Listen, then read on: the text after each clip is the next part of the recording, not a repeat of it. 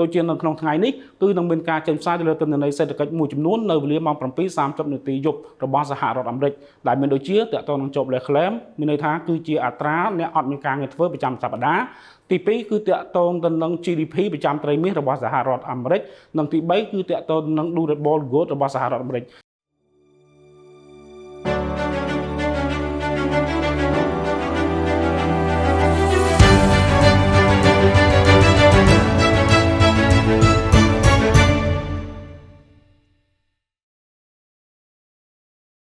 ជំរាបសួរបងប្អូនអរគ្នាជួបគ្នាជាថ្មីជាមួយខ្ញុំប៉ុណ្ណានៅក្នុងកម្មវិធីវិភាគព័ត៌មានប្រចាំថ្ងៃរបស់ក្រុមហ៊ុន GFG Investment នៅថ្ងៃទី26 មិថុនា 2025នេះខ្ញុំនឹងធ្វើការចែកម្លែកជូននៅព្រឹត្តិការណ៍ព័ត៌មានផ្សេងៗក៏ដូចជាធ្វើការអាប់ដេតទាក់ទងនឹងអ្វីដែលមានការប្រែប្រួលទៅលើតម្លៃទីផ្សារបាទយើងបន្តចាប់អារម្មណ៍មើលទៅលើតម្លៃហាងឆេមាសដែលការពីផ្ទឹមមិញអ្វីដែលចាប់អារម្មណ៍នោះគឺទាក់ទងនឹងទំហំនៅក្នុងការប្រែប្រួលរបស់ទីផ្សារមាសគឺវាមានការប្រែប្រួលនៅក្នុងទំហំមួយដ៏តូចគឺត្រឹមតែ$26តែប៉ុណ្ណោះនៅក្នុងមួយអោនឬស្មើនឹង$31នៅក្នុងមួយដំឡឹងខណៈដែលតម្លៃទីផ្សារមាសនៅក្នុងពេលបច្ចុប្បន្នគឺនៅក្នុងតម្លៃ$3,339នៅក្នុងមួយអោនដែលស្មើនឹង$4,022ក្នុងមួយដំឡឹង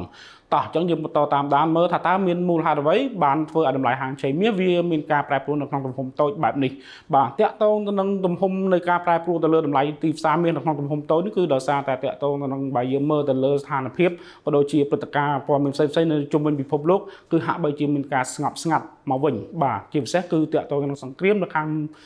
មជ្ឈិមបូព៌ារវាងអ៊ីស្រាអែលនិងប្រទេសអ៊ីរ៉ង់បាទដែលបន្ទាប់ពីមានការវាយប្រហារគ្នាយ៉ាងសន្ធោសន្ធៅដែលជាក្តីបារម្ភមួយសម្រាប់ពិភពលោកហើយពេលនោះក៏បានធ្វើតម្លៃហាងឆេមាសគឺវាមានការហក់ឡើងយ៉ាងខ្លាំងបាទប៉ុន្តែបន្ទាប់ក្រោយមកក្រោយពីមានការសម្របសម្រួលពីសហរដ្ឋអាមេរិកក៏ដូចជាមានការព្រួយផ្ដើមនៅក្នុងបទ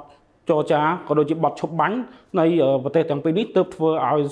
ស្ថានភាពសង្គ្រាមវាមានការស្ងប់មកវិញហើយក៏បានធ្វើឲ្យតម្លៃហាងឆេមាសវាមានការប្រែប្រួលស្ងប់ស្ងាត់ទៅតាមនោះដែរដោយសារតែស្ថានភាពសង្គ្រាមវាមានការស្ងប់ស្ងាត់អញ្ចឹងសម្រាប់ការវិនិយោគលើទីផ្សារមួយនេះតើយើងត្រូវតាមដានអ្វីបន្តទៀតដើម្បីធ្វើការវិនិយោគអញ្ចឹងសម្រាប់ទីផ្សារមួយនេះគឺវាពិតជាពឹងផ្អែកយ៉ាងខ្លាំងទៅលើព្រឹត្តិការណ៍ផ្សេងៗដែលតាក់ទងនឹងអ្វីដែលបានកើតឡើងនៅជុំវិញពិភពលោកអញ្ចឹងបើសិនជាស្ងប់ស្ងាត់បែបនេះអញ្ចឹងអ្នកវិនិយោគក៏ដូចជាទីផ្សារទាំងមូលគឺចាប់ផ្ដើមងាកចេញផ្ដោតទៅលើព្រឹត្តិការណ៍ក៏ដូចជាព័ត៌មានអ្វីផ្សេងជាពិសេសគឺតាក់ទងនឹងព័ត៌មានសេដ្ឋកិច្ចហើយនៅក្នុងព័ត៌មានសេដ្ឋកិច្ចនោះដែរក៏នឹងចេញទៅលើទិន្នន័យសេដ្ឋកិច្ចប្រចាំថ្ងៃដូចជានៅក្នុងថ្ងៃនេះគឺនឹងមានការចេញផ្សាយទៅលើទិន្នន័យសេដ្ឋកិច្ចមួយចំនួននៅវេលាម៉ោង 7:30 នាទីយប់របស់សហរដ្ឋអាមេរិកដែលមានដូចជាតាក់ទងនឹងជប់លេខក្លែមមានន័យថាគឺជាអត្រាអ្នកអត់មានការងារធ្វើប្រចាំសប្តាហ៍ទី2គឺតាក់ទងទៅនឹង GDP ប្រចាំត្រីមាសរបស់សហរដ្ឋអាមេរិកនិងទី3គឺតាក់ទងនឹង Durable Goods របស់សហរដ្ឋអាមេរិកអញ្ចឹងតាក់ទងទៅនឹងទិន្នន័យនៅក្នុងថ្ងៃនេះវាអាចនឹងមានផលប៉ះពាល់ទៅដល់ទីផ្សារបើសិនជាទិន្នន័យមានការប្រែប្រួលចេញមក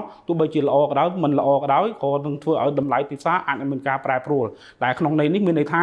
បើសិនជាទិន្នន័យចេញមកល្អនោះប្រាក់ដុល្លារអាចនឹងមានការកើនឡើងតម្លៃមាសអាចនឹងមានការធ្លាក់ចុះប៉ុន្តែផ្ទុយទៅវិញបើសិនជាទិន្នន័យចេញមកមិនល្អនោះទេតម្លៃហាងឆេមាសអាចនឹងមានឱកាសខ្ពស់នៅក្នុងការកើនឡើងពីព្រោះតែប្រាក់ដុល្លារវាមានការធ្លាក់ចុះក្រៅពីការតាមដានទៅលើទិន្នន័យប្រចាំថ្ងៃនេះក៏យើងមានតាក់ទងនឹងអ្វីដែលយើងត្រូវតាមដានបន្តទៀតដែរបើយើងនិយាយជាទិដ្ឋភាពជារួមនៅក្នុងការវិនិយោគលើទីផ្សារមួយនេះដោយសារតែទីផ្សារមួយចំនួនគឺបានធៀបជាមួយនឹងប្រាក់ដុល្លារហើយសម្រាប់ប្រជាប្រិយភាពប្រាក់ដុល្លារផ្ទាល់តែម្ដងក៏កំពុងតែមានការធ្លាក់ចុះជាបន្តបន្ទាប់ដោយសារតែមូលហេតុមួយចំនួនដែលនៅក្នុងនោះមានដូចជាតាក់ទងនឹងពិភពលោកទាំងមូលហាក់បីជាបាត់បង់ទំនុកចិត្តនៅក្នុងការវិនិយោគជាមួយនឹងសហរដ្ឋអាមេរិកជាពិសេសគឺលុយដុល្លារតែម្ដងតួយ៉ាងដោយដែលបានលើកឡើងនៅក្នុងវីដេអូមុនជាពិសេសគឺតាក់ទងនឹងរបាយការណ៍របស់ស្ថាប័នហិរញ្ញវត្ថុ OMFIS ដែលគេបានចេញថាគ្រប់ធនាគារកណ្ដាលនៅលើពិភពលោកគឺបានផ្លាស់ប្ដូរទុនម្រុងរបស់គេដែលជាប្រាក់ដុល្លារទៅជារូបិយប័ណ្ណផ្សេងឬក៏ទៅជាលោហៈធាតុមាសតែម្ដងដែលជាមូលហេតុមួយបង្ហាញឲ្យឃើញថា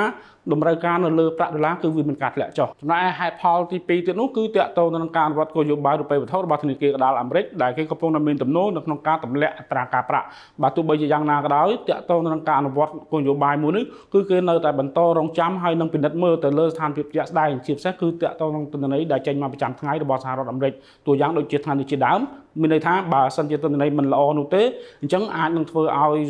ធនាគារកណ្ដាលរបស់សហរដ្ឋអាមេរិកអាចនឹងពិចារណានៅក្នុងការទម្លាក់អត្រាការប្រាក់ពីព្រោះតែតកតទៅនឹងការទម្លាក់អត្រាការប្រាក់វាជាចំណុចមួយដែលវាអាចនឹងផ្ដល់ជាទាំងគុណសម្បត្តិផងទាំងគុណវិបត្តិផងដូច្នេះធនាគារកណ្ដាលមួយនេះគឺត្រូវតែតាមដានយ៉ាងយកចិត្តទុកដាក់តកតទៅនឹងស្ថានភាពសេដ្ឋកិច្ចរបស់សហរដ្ឋអាមេរិកតែម្ដងអញ្ចឹងសរុបមកអ្វីដែលយើងឃើញពីតម្រុយនៃប្រាក់ដុល្លារនោះគឺយើងមើលឃើញថាប្រាក់ដុល្លារកំពុងតែស្ថិតនៅក្នុងទំនោរមួយធ្លាក់ចុះក្រោមដែលជាឱកាសមួយខ្ពស់អាចធ្វើឲ្យអ្វីផ្សេងៗឬក៏ទីផ្សារផ្សេងៗដែលធៀបជាមួយនឹងប្រាក់ដុល្លារអាចមានឱកាសខ្ពស់នៅក្នុងការកើនឡើងបាទហើយមួយវិញទៀតតកតទៅនឹងក្រៅពីការវិនិយោគទៅលើទីផ្សារមាសយើងងាកមកចាប់អារម្មណ៍មើលទៅលើទីផ្សាររូបិយប័ណ្ណវិញម្ដងជាពិសេសគឺរូបិយប័ណ្ណយូរ៉ូរបស់សហគមន៍អឺរ៉ុបដោយដែលបានលើកឡើងក្នុងវីដេអូមុនគឺយើងបានលើកឡើងថាតកតនឹងតាមរបាយការណ៍ OMFIF ដដែលគឺបានលើកឡើងថាការផ្លាស់ប្ដូរទុនបំរុងជាប្រាក់ដុល្លារទៅជាប្រាក់យូរ៉ូគឺបង្ហាញឲ្យឃើញពីតម្រូវការទៅលើប្រាក់យូរ៉ូដែលប្រាក់យូរ៉ូគឺវាមានការកើនឡើងយ៉ាងខ្ពស់នៅក្នុងតម្លៃរហូតដល់ $1.16 ដុល្លារនៅក្នុង1យូរ៉ូដែលជាតម្លៃខ្ពស់បំផុតបើយើងគិតចាប់តាំងពីខែ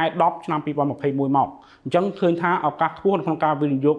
លើលុយយូរ៉ូគឺនៅតែមានអញ្ចឹងសូមបងប្អូនអរគុណធ្វើការតាមដានបន្តទៀតអរគុណបងប្អូនដែលបានតាមដានវីដេអូមួយនេះតាំងពីដើមរហូតដល់ចប់បាទសម្រាប់ព័ត៌មានបន្ថែមក៏ដូចជាចំណេះដឹងទូទៅទាក់ទងនឹងការវិនិយោគទៅលើទីផ្សារមួយនេះសូមកុំភ្លេចចំណាយពេល5នាទីជួបជាមួយនឹងខ្ញុំគុណណាន់បាទសូមអរគុណសូមជម្រាបលា